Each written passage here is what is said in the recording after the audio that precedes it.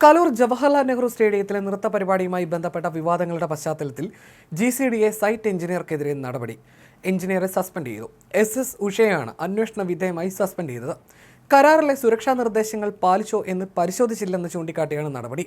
സംഘാടകരായ മൃദംഗ വിഷ്ണുണ്ടായത് ഗുരുതര പിഴവാണെന്നും സംഭവത്തിൽ വിശദമായ അന്വേഷണം നടത്തുമെന്നും greater Cochin development authority chairman K. Chandran Pillai വ്യക്തമാക്കി. സംഭവത്തിൽ വിശദമായ അന്വേഷണം നടത്താൻ തീരുമാനിച്ചിട്ടുണ്ട്. GCDA സെക്രട്ടറിക്കാണ് അന്വേഷണം ചുമതല. അതേസമയം പരിപാടിക്ക് അനുമതി നൽകരുതെന്ന് ഉദ്യോഗസ്ഥർ ഫയലിൽ കുറിച്ചിട്ടും അത് മറികടന്നാണ് ചെയർമാൻ K. ചന്ദ്രൻപിള്ള അനുമതി നൽകിയതെന്ന് തെളിയിക്കുന്ന രേഖകൾ പുറത്തു വന്നിരുന്നു.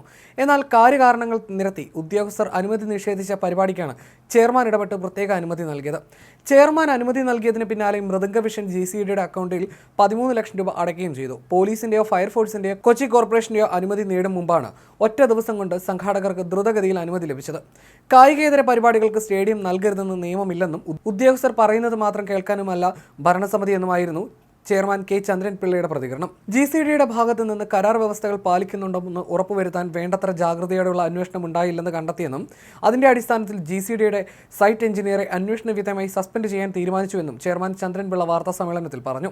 ഭാവിയിൽ ഒരു പരിപാടിക്കായി ഒരിടം വാടകയ്ക്ക് കൊടുക്കുമ്പോൾ അവർ ആ പരിപാടിക്ക് ആവശ്യമായ എല്ലാ അനുമതികളും വാങ്ങിയിട്ടുണ്ടെന്ന് ഉറപ്പുവരുത്തുന്നതിൽ കർശന വ്യവസ്ഥകൾ ഏർപ്പെടുത്തുമെന്നും അദ്ദേഹം പറഞ്ഞു. മൃദംഗ വിഷൻ തട്ടിപ്പുകാരാണെന്ന് തനിക്ക് പറയാനാവില്ലെന്നും എന്നാൽ അവരുടെ ഭാഗത്തു നിന്ന് ഗുരുതരമായ പിഴവുണ്ടായിട്ടുണ്ടെന്നും ചന്ദ്രൻപിള്ള പറയുന്നു. നർത്തകരെ ഫുട്ബോൾ ടർഫിൽ കയറാൻ അനുവദിച്ചിട്ടില്ല. ദിവ്യ ഉണ്ണി മാത്രമാണ് ടർഫിൽ കയറിയത്.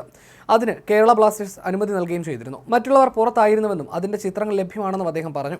വളരെ സുതാര്യമായ രീതിയിലാണ് ഇതെല്ലാം കൈകാര്യം ചെയ്തത്. അതുകൊണ്ട് മൃദംഗ വിഷൻ തട്ടിപ്പുകാരാണെന്ന് എനിക്ക് പറയാനാകില്ല. അത് പോലീസ് കണ്ടെത്തട്ടെ എന്ന് അദ്ദേഹം വാർത്താ സമ്മേളനത്തിൽ പറഞ്ഞു.